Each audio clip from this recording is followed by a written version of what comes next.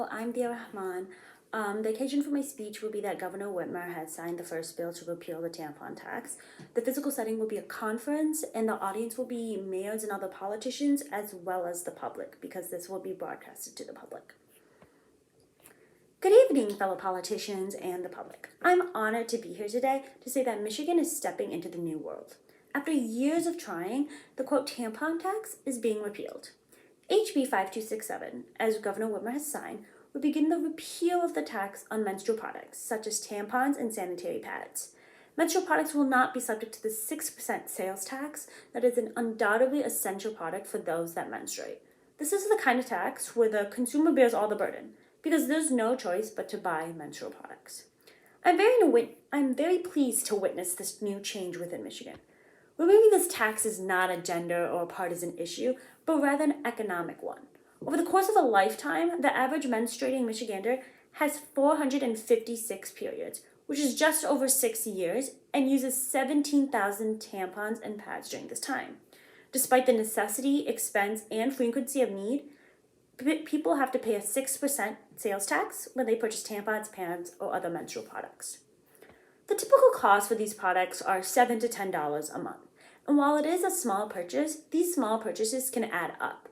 This adds up to $4,800 over the course of a lifetime, and repealing this tax will drive down these costs for millions of Michiganders. Dubbed the term period poverty, some people cannot afford this essential product.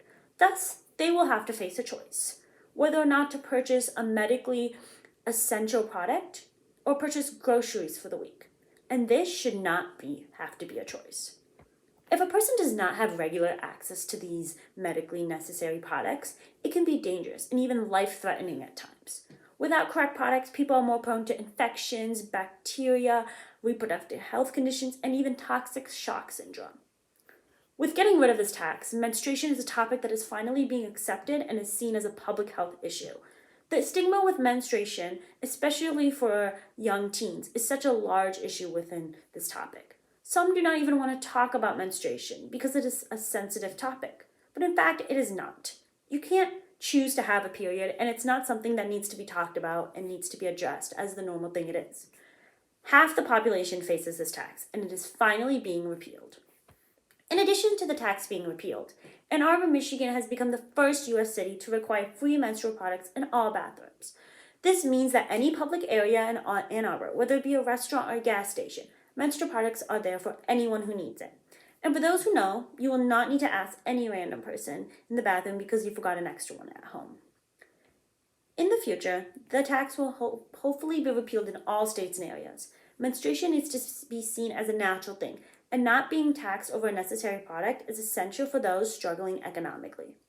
Michigan is taking steps in the right direction, and I'm happy to be here to witness it. As for the future, hopefully one day we will see a world where a period is as okay to talk about as the flu. Thank you, Governor Whitmer, for this first step, and thank you, Michigan.